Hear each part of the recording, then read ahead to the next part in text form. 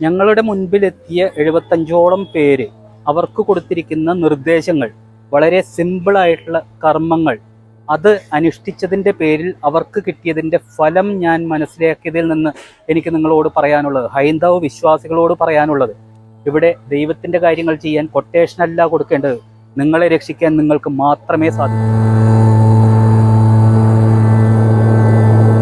രമേശ്വരനും ദേവീശ്വരനും.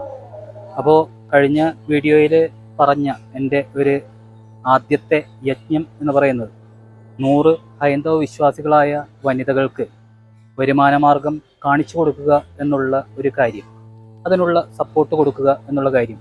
അതിൽ ഇന്ന് 2ാം ദിവസമായപ്പോഴത്തേക്കും ട്രസ്റ്റിൻ്റെ അക്കൗണ്ടിൽ ഒരു 40,000-ലധികം രൂപ വന്നു എന്നുള്ളത് തന്നെ എനിക്ക് വളരെ സന്തോഷം നൽകുന്ന കാര്യമാണ്. കാരണം അത്രയും പേരെങ്കിലും എനിക്ക് ഈ യജ്ഞത്തിൽ സപ്പോർട്ടായിട്ട് നിൽക്കുന്നുണ്ടല്ലോ എന്നുള്ളത്.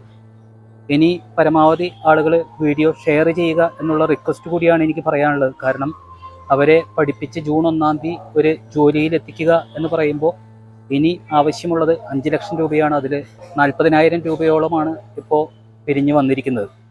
അപ്പോൾ പലരും ചോദിച്ചത്, കാരണം ഞാൻ ഫോൺ നമ്പർ മാത്രം കൊടുത്തിട്ടുള്ളൂ, അതിൽ വിളിച്ച് സ്കാൻ കോഡോ അല്ലെങ്കിൽ അക്കൗണ്ട് നമ്പറോ ചോദിച്ച് അങ്ങനെയാണ് ഇതിലോട്ട് ആളുകൾ സഹായം ചെയ്യുന്നത്.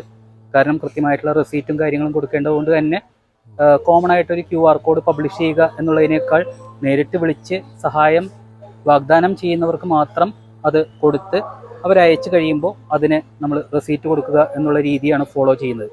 അപ്പോൾ ചെയ്യുന്നത് വേറെ ഒന്നുമല്ല, അതായത് ആത്മീയതയും ഭൗതികതയും സംയോജിപ്പിച്ച് കൊണ്ടുപോവുക, ജീവിതത്തിൽ വിജയം കൈവരിക്കുക, അത് സാമ്പത്തികമായിട്ടും കൂടി എന്നുള്ള ഒരു ഉദ്ദേശത്തോടു കൂടി. അവിടെ ചെയ്തിരിക്കുന്നത് ഒന്നുമല്ല കർമ്മങ്ങളോ അല്ലെങ്കിൽ പൂജാതി കാര്യങ്ങളോ അല്ലെങ്കിൽ വലിയ വലിയ വഴിപാടുകളോ ഒന്നും അവർക്ക് നിർദ്ദേശിച്ചു കൊടുത്തിട്ടില്ല എന്നുള്ളതാണ് സത്യാവസ്ഥ. ചെയ്തിരിക്കുന്നത് അവരുടെ പരദേവത, അവർ അനുകൂല സ്ഥാനത്താണോ, അല്ലെങ്കിൽ പരദേവത അറിയാൻ പാടില്ലാത്ത ആളുകളാണെന്നുണ്ടെങ്കിൽ പരദേവത ആരാണ്, എവിടെയാണ് ആ ക്ഷേത്രം, അല്ലെങ്കിൽ നമുക്ക് ഇപ്പോൾ ക്ഷേത്രമില്ലെങ്കിൽ തന്നെ വീട്ടിൽ തന്നെ ചെയ്യാവുന്ന കാര്യങ്ങളാണോ, വളരെ സിമ്പിളായിട്ട് ചെയ്യാവുന്ന കാര്യങ്ങൾ ഉപദേശിച്ചു. കുലദേവത എന്ന് പറയുന്നത്, അതുപോലെ തന്നെ ഉപാസനാമൂർത്തിയെ കണ്ടെത്തുക, ആ ഉപാസനാമൂർത്തിയെ പ്രീതിപ്പെടുത്തുന്നതിന് വേണ്ടിയിട്ടുള്ള വളരെ ലളിതമായ ചില കാര്യങ്ങളും കർമ്മങ്ങളും അവർക്ക് പറഞ്ഞു കൊടുക്കുക. അതിലൂടെ ഉള്ള ദോഷങ്ങളും ദുരിതങ്ങളും എല്ലാം മാറ്റി ആ ഒരു ദേവതകൾ പ്രീതിപ്പെട്ടു നിൽക്കുന്ന ഒരു അവസ്ഥയിലോട്ട് എത്തിക്കുക എന്നുള്ളൊരു കാര്യം മാത്രമാണ് ഇതിലെനിക്ക് പറയാനുള്ളത്. അതായത് എൻ്റെ അനുഭവത്തിൽ നിന്ന് ഇത്രയും വ്യക്തികൾ എൻ്റെ മുമ്പിൽ എത്തിയതിന് ശേഷം അവർക്ക് കൊടുത്തിരിക്കുന്ന കാര്യങ്ങളും അത് അനുഷ്ഠിച്ചു പോരുന്നതിലൂടെ അവർക്ക് കിട്ടുന്ന ആ ഒരു അനുകൂല ഫലങ്ങളും കണ്ടതിന് ശേഷം ഞാൻ വ്യക്തമായിട്ട് പറയുകയാണ്, വഴിപാടുകളോ പൂജകളോ ഒന്നുമല്ല. അതായത് ദൈവത്തിൻ്റെ കാര്യങ്ങൾ ചെയ്യുന്നതിന് വേണ്ടി കൊട്ടേഷൻ കൊടുക്കുന്നതിനേക്കാൾ നിങ്ങളെ രക്ഷിക്കാൻ നിങ്ങൾക്ക് മാത്രമേ സാധിക്കൂ എന്നുള്ള ഒരു സന്ദേശമാണ് എനിക്ക് ഈ അവസരത്തിൽ പറയാനുള്ളത്.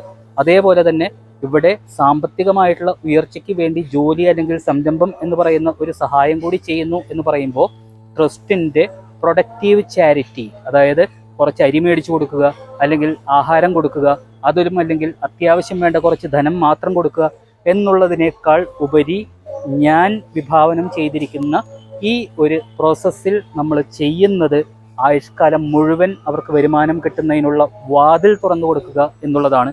അപ്പോൾ ഇന്ന് ഞാൻ ഈ വീഡിയോയുമായിട്ട് വന്നത്, പലരും ചോദിച്ചത് എന്താണ് ആത്മീയതയും ഭൗതികതയും ഒരുമിച്ച് കൊണ്ടുപോവുക എന്നുള്ളത് കൊണ്ട് ഉദ്ദേശിക്കുന്നത്, അത് എങ്ങനെ ചെയ്യാൻ പറ്റും എന്നൊക്കെ ചോദിച്ചിട്ട് പലരും വിളിച്ചിട്ടുണ്ടായിരുന്നു. അപ്പോൾ അതിനുള്ള ഉത്തരം വളരെ ചെറിയ രീതിയിൽ ഞാനിപ്പോൾ പറഞ്ഞു എന്ന് മാത്രം. അതേപോലെ തന്നെ ഇനിയും വരുന്ന വീഡിയോകളിൽ ഇത് വ്യക്തമായിട്ട് പറയുന്നതായിരിക്കും.